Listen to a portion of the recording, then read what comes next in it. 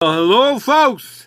This is episode 12. Guess who's coming to dinner? Let's find out and see. As our reading of Super Escape from Vacation World continues.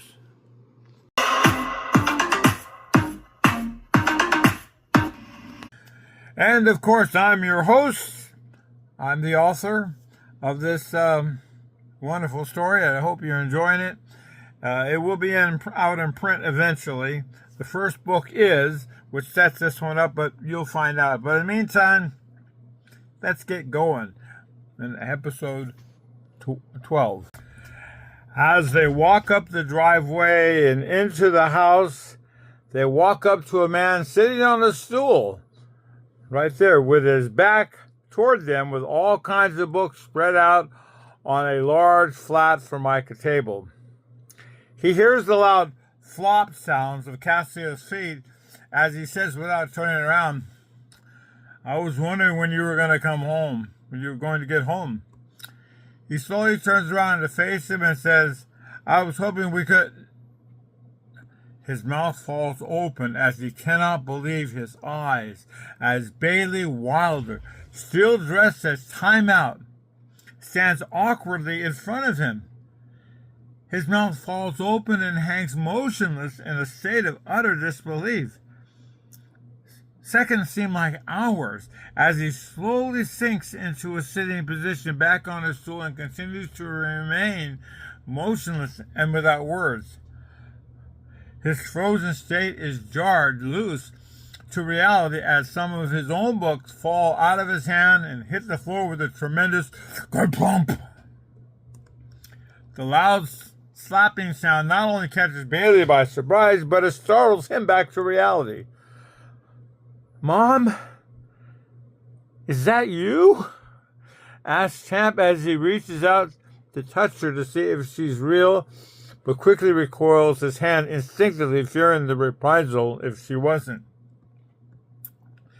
She smiles gregoriously and launches herself into the arms of her son-in-law, squeezing him tighter than she had ever thought she could.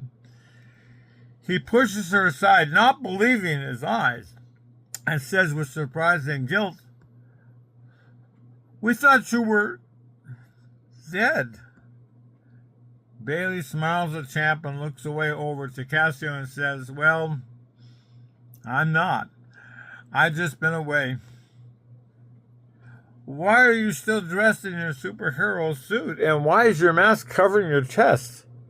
asks the bewildered Champ Cant, formerly known to all as the other superheroes as Aquaforce.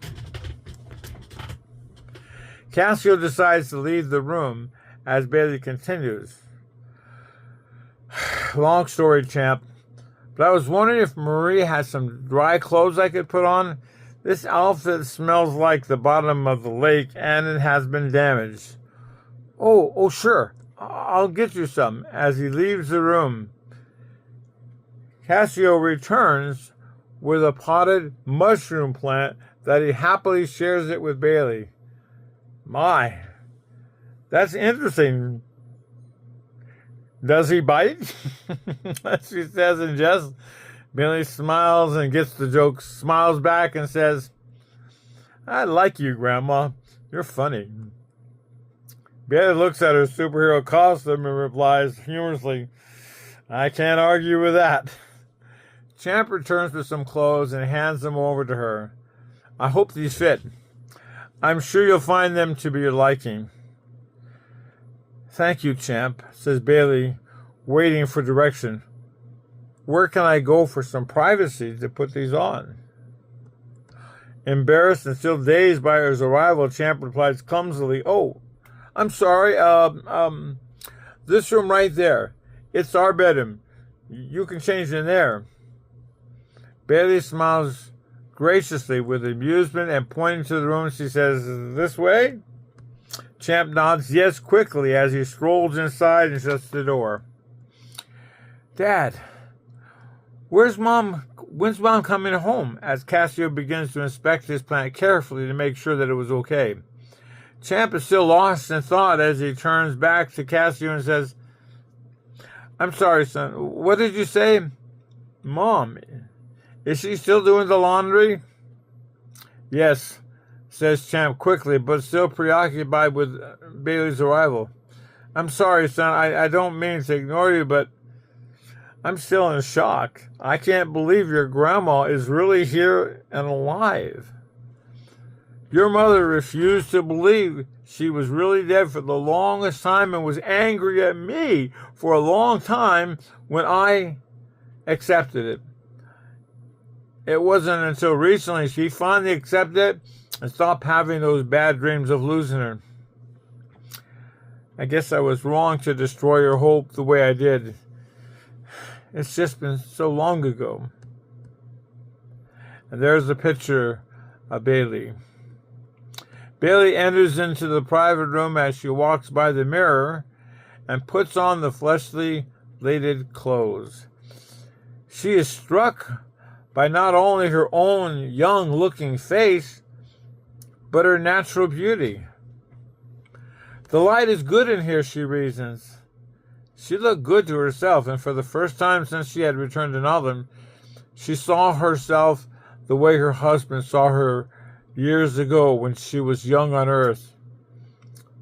She was a knockout, and it wasn't just the light. Bailey hears a noise outside the door of something dropping to the floor. She's almost embarrassed at the thought of them coming into the room and catching her staring and admiring herself in the mirror.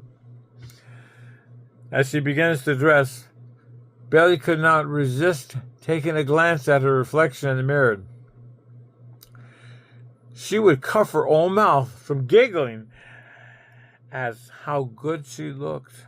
Bailey returned fully attired in a pinstripe shirt with some easy-fitting pair of black socks, completing her wardrobe.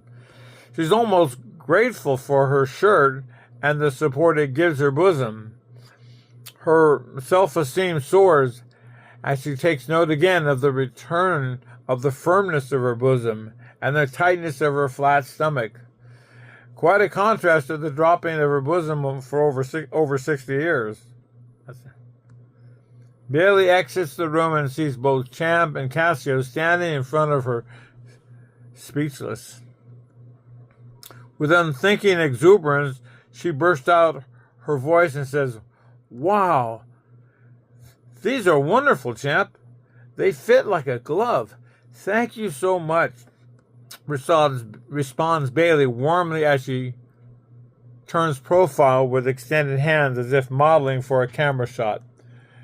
Bailey suddenly realized that she may have embarrassed Champ, who turns his head and becomes preoccupied with a nearby stack of blank papers. This was not her intention. She felt bad and is about to say something when Càseo breaks the silence and he moves his mushroom plant to the front door and walks over to Bailey and says, "I'm hungry. Are you hungry? Do you want some lunch?" Excuse me. Bailey says, "I am rather hungry. I could use a light lunch. As long as it's not an emperor's lunch. I don't think I'm up to that right now." Càseo looks at her, not understanding what she means, as Champ speaks up and says, "You don't have to worry about that. Càseo would never stand for that. Care for some soup and a sandwich?" Càseo doesn't say a word as he bolts out of the room and to the kitchen to make sandwiches for them all. Champ bobs his head and says proudly, "He's a good boy. He's quite responsible for his age, you know." Bailey steps closer to Champ and puts her hand on his wrist and says, "Tell me, son, is something bothering you? You seem very troubled. And I don't believe it's not just me suddenly showing up here. I can tell. I know you, son. What's going on?" "Oh, I don't know, Mom. It's a lot of little things, I guess," explains Champ apologetically. Marie says, Marie says I tend to worry about things too much, of the things I can't control. Bailey smiles at him enduringly as she says, "That's why Marie and I love you so much. You're the best son-in-law a person could ever have." Champ looks down and begins to blush. As usual, takes great solace in hiding that vulnerability behind his full-faced beard. His composure changes to philanthropy as he expresses from the heart these words. "It's been said that to live is to live well in the pool of deep memories. The memories should not only be deep, but good. The memories that are so good are as good water that should be drawn up as from a well from time to time and enjoyed. Good memories are eternal. This place here in Nottingham it's been true for us, for all of us." Bailey is speechless and does not know what to say. "But I have missed home recently. I've missed here something terribly. I especially miss my son Corky. I can't help but worry about him. That's not all. I miss my students. I miss my school. I even miss old Harry Ha-Ha Simon, the old principal, and all of his corny jokes. Do you understand what I'm saying, Mom?" Bailey nods and says, "Yes, I do." Champ nods respectfully as he gestures over to the large window and invites her to look outside. "You see over there in the mushroom patch by the little statue of a man pouring water from his cup and making the waterfall? Càseo, Marie, and I have some very fond memories of that place over there. We all built that together. You see, that place is our special place where our memories and love is eternal." Bailey turns to look at the area again longer and says with emphatic resolve, "I understand what you mean. For me, it's always been the lake, especially the pier by the lake. For you, it's something, too, with water. Something that doesn't surprise me. Something you built as a family. Is that correct, Champ?" Champ smiles cheerfully and knowing she understands where he's coming from. Loiso says that one must be content with his present and be able to live with the good memories of the past. A man is called wise if one keeps looking for tomorrow's suns. We have done what we have had to do regarding our life here. Champ turns around to see as if Càseo is still out of earshot as he continues, I hope this is enough for our dear son Càseo. I sometimes worry that it's not. I always take Càseo with me wherever we go to some of the villages and talk to them about history. Maria is very much involved in our educational program as well. She enjoys experiencing all the different African cultures that has been brought here years ago. I guess she was trapped here as well and could not return. I guess they were trapped here and could not return. Even during the conflicts, we have managed to disavow ourselves from the supervillains and the super soldier groups brought here on Earth. It took a great deal of effort to convince them that we were never really part of their program to start with and had no intention of getting involved in their agenda. All we wanted was to be left alone and to live in peace. So you see, if we had never come here in the first place, I would still only be a high school teacher in a small town with little opportunity for anything. But maybe coming to Nottingham was not such a bad thing. Maybe we truly do belong here.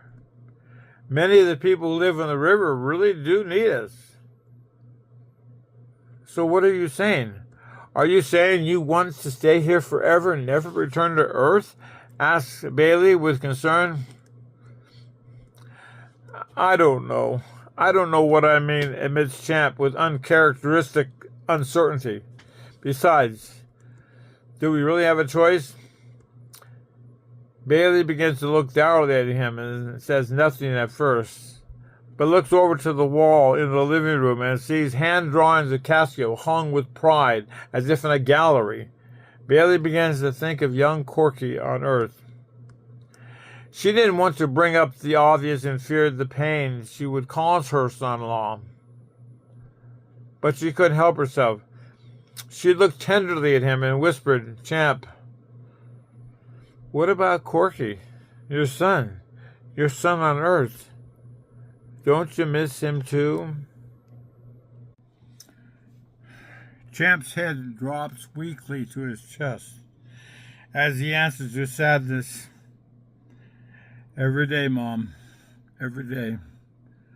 I do take some consolation in the time factor between the two worlds. 1 hour on Earth is equivalent to 1 month here. So while it's been a week for Corky since we have left, it's been over 14 years for us. Trust me, I do miss him." Bailey nods in embarrassment as she replies apologetically, "I'm sorry, son. I didn't mean to imply that." "I know you didn't, Mom," says Champ with despondency as he looks away, grasping for control of his own faltering emotions. Bailey's heart drops as well in response. That was the last thing she wanted to do, was to make Champ feel sadder than he already was. Besides, he's used to us taking a month off at a time and going out of the country for some of his mother's long vacation excursions from the agency. Sometimes I think he appreciates us more after we return," he says with forced, painful smile. "That's probably true in most cases, Champ, but not this time. He thinks you're all dead and is grieving. Something terrible. Everybody back home thinks everybody drowned on the boat except me, and..." "Are you okay?" asks Bailey as Champ turns his back to her and tightens his shoulders. With a broken, cracking voice, he yields an audible thought, "I didn't think of that." Bailey wants to kick herself again for what she just said. It was not her intention to punish him or to make him feel guilty. How could she be so cruel, she asked herself. I had better do something quick about this to exculpate him from this feeling. Champ, I'm sorry. I didn't mean for it to come out that way. Remember, Corky's strong. You know it. We're all back on Earth again, and we'll all be one big happy family, and we'll all just have a good long laugh about it all, concludes Bailey. Besides, imagine how Corky will feel when he finds out that he has a younger brother. He'll just flip. Champ's moment of self-penitence passes as a smile eases its way across his face. I didn't think about that either. I just never seemed likely that we would ever see him again. It's going to happen, Champ. Dean Fitzpatrick and Captain John Leroy Seaforth promised me that it would, and it will. They managed to get me back here to Nottingham like they said they would. I just wish they had gotten me here sooner to save Judge before he died, replies Bailey as her voice tails off to a personal silent cataclysm. Bailey becomes very solemn when she mentions her husband's passing and quickly cogitates her feelings to his mother-in-law and responds affectionately, So, where are they, Mom? Where are they now? Asks Champ. Bailey exhales as his eyes fall into Champ's face and no place in particular. I don't know. We sort of got separated. Separated? Asked Champ with a puzzled look on his face. What do you mean? Well, before Bailey can respond, a large pigeon flies directly into the house, almost striking her, and lands at Champ's sitting stool by his tall stack of journals. Champ walks over to the pigeon and with one hand gently straightens out his paperwork and with the other slowly reaches for the pigeon's leg and removes a small note from a tiny little brown case. Champ reaches into his pocket and pulls out some food for the bird, who takes a quick peck, and then off it goes, out the window from where it came. Champ smiles to Bailey as he quickly unwraps it. It's from Marie. It says she's finished and is ready to come home. She wants us to come and get her. Càseo returns with the lunch and in both hands hands the plate of food to each of them. Champ looks at his son and says thanks for the meal. After lunch, Càseo, would you please go get the gear and ready for the boat? It's time to get Mom. The next chapter, Chapter 9, The Reunion. As you can see, let's continue on. And this concludes episode 12. More to come.